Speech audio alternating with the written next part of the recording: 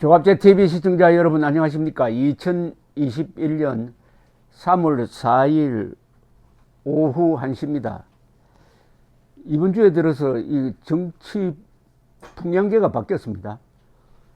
정권 심판론이 급부상했습니다. 이렇게 된 데는 윤석열 검찰총장이 직을 걸고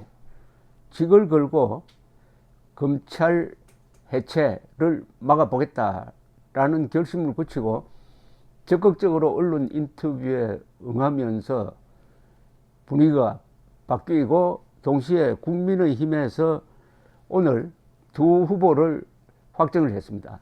서울에서는 시장 후보로 오세훈, 부산에서는 박형준 두 사람이 확정돼서 서울에서는 이제 범야권 단일화를 앞두고 있습니다. 그러니까 갑자기 이 정권보다는 정권 심판론을 주장하는 세력이 힘을 얻고 있는 듯 합니다. 이렇게 된 데는 작용 반작용이 크죠. 지금까지 문재인 정권은 코로나 사태를 빙자해가지고 국가 예산을 마구잡이로 쓰면서 사실은 국민 세금을 선거운동비로 쓴 셈이죠.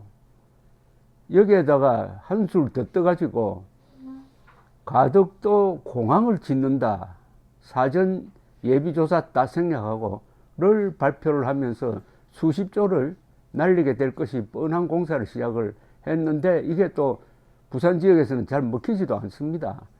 여기에다가 또 초강경파가 나와가지고 검찰로부터 수사권을 아예 뺏어버리겠다. 그래서 2,000명이 넘는 그 수사 전문가, 그것도 거악 수사 전문가 검사들을 허수아비로 만들겠다. 이렇게 하니까 여기에 대한 반작용이 일어나고 있는 겁니다. 작용 반작용이죠. 그 반작용의 선두에 선 사람이 윤석열 총장이고, 또 정치권에서는 안철수 씨가 일찌감치 단일화라는 명제를 내걸고 해서 그것이 이번 주, 다음 주 한 몇 주 동안 이 화제를 독점할 가능성이 있습니다. 선거에서 제일 중요한 것은 화제를 만들어내고 뉴스를 만들어내는 쪽이 이기게 되어 있습니다. 이런 분위기에서 이런 흐름을 상당히 이끌었던 분 중에 하나가 홍준표 국회의원인데, 오늘 발빠르게 아주 경문 같은 글을 올렸습니다. 국민의힘 서울시장 후보로 경선에서 승리한 오세훈 후보님 축하드립니다. 아직 고비가 2번 더 남았지만 10년 만의 귀환을 진심으로 축하드리고, 안철수 후보와 아름다운 단일화로 서울시정 탈환에 앞장서 주시기 바랍니다. 부산시장 후보로 당선되신 박형준 후보님에게도 축하의 말씀을 드립니다.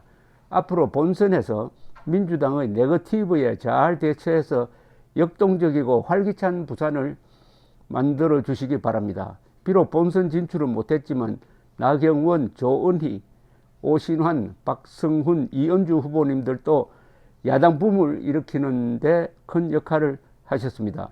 모두들 수고하셨습니다. 훌륭한 당내 경선을 이끌어 주신 정진석 공관위원장님도 참으로 공정한 경선 관리를 해 주셔서 고맙습니다. 말썽 많은 당내 경선 관리를 아무런 잡음 없이 끝내는 것은 공정한 리더십이 아니면 어려운데 참으로 훌륭한 리더십을 보여주었습니다. 이제 모두 힘을 합쳐 성추행 정권 문적폐를 타도해야 합니다. 서울시정, 부산시정을 탈환하고 나아가 문폭정을 종식시키고 비정상 국가를 정상 국가로 만드는데 진력을 다합시다. 다시 한번 축하드리고 모두 수고하셨습니다. 이 말을 잘 만들어내는 홍준표 씨가 성추행 정권이라고 했습니다. 그리고 문적폐라고 했습니다. 문재인 적폐 타도, 이제 적폐청산이라는 게 부메랑이 되어서 이 정권에 다시 비수로 꽂히고 있는데, 이게 결국은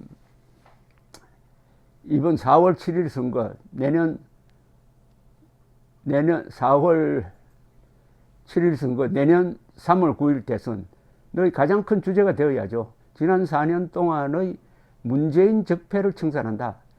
여기에 모든 초점을 맞춰야 되는데 여기 하나 더 보태가지고 성추행 정권이라고 한 것은 이 부산시장, 서울시장 보궐선거 할 필요도 없었는데 결국 성추행 문제로 두 시장 자리가 공석이 되니까 약 1,000억 원이 들 이 선거 관리 비용을 지불해 가면서 국민 세금을 축내해 가면서 이런 선거를 하게 되어 있으니까 이것은 아예 사실은 이 민주당이 후보를 안 냈어야 됩니다.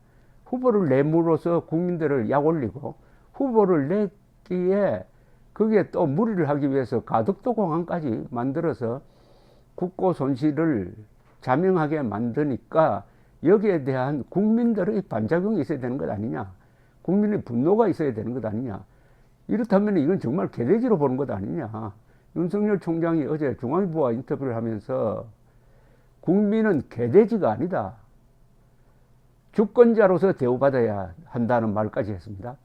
그 말은 정말 곱씹어 볼 말입니다. 국민은 지금 이 정권이 이렇게 하는 것은 국민은 개돼지다. 개돼지란 뜻은 두 가지 뜻이 있습니다. 하나는 노예다. 노예 근성이다. 폭력으로 누르면은 굽히게 돼 마련이다. 그 다음에는 먹잇감만 던져주면은 감지덕지한다. 정의감도 없다. 이성도 없다. 그게 아니라면 어떻게 이렇게 할 수 있느냐.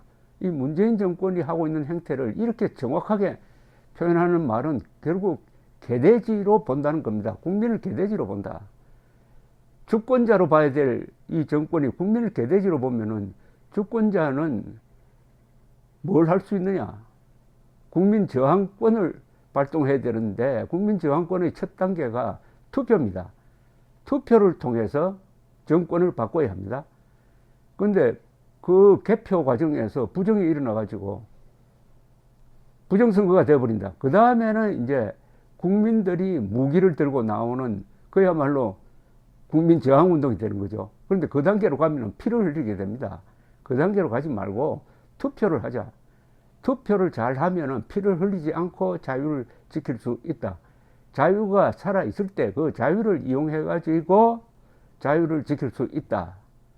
이게 새로운 국민 저항론이라고 볼 수가 있는데 한국처럼 이 경제 구조가 이렇게 발전해 있고 정보화 사회고 그리고 나름대로의 이 민주적 제도가 아직은 기능을 하고 있고 다만 김명수 같은 거짓말쟁이라든지 문재인 같은 선동가가 그 자리에 앉아서 위로부터 뭘 바꾸려고 하지만은 아래가 너무나 튼튼하므로 투표에서 위력을 한번 발휘해보자 하는 취지가 바로 이 홍준표 씨의 이야기입니다. 이제 모두 힘을 합쳐 성추행 정권, 문적폐를 타도해야 합니다. 서울시정, 부산시정을 탈원하고 나아가 문폭정을 종식시키고 비정상국가를 정상국가로 만드는 데 진력을 다합시다. 다시 한번 축하드리고 모두 수고하셨습니다. 이런 분위기를 만든 데는 무엇보다도 이번 주가 시작되자마자 공개적으로 발언하기 시작한 윤석열 총장입니다. 윤석열 총장이 옷을 벗으면은 그것으로 끝나는 것이 아니라 이 국가를 위해서 봉사할 길을 모색할 것이라고 봅니다. 그것은 좋은 정치적 자산을 우리가 하나 갖게 되는 겁니다. 정치적 자산, 정치적 자산입니다. 인재를 갖게 된다는 거죠. 잘하면 또 영웅이 될 수도 있습니다. 난세에 영웅 난다는 말이 있지 않습니까? 그런 점에서 정권 심판론으로 분위기가 바뀌고 있는 대한민국에 서광이 비치고 있다는 느낌이 듭니다. 감사합니다.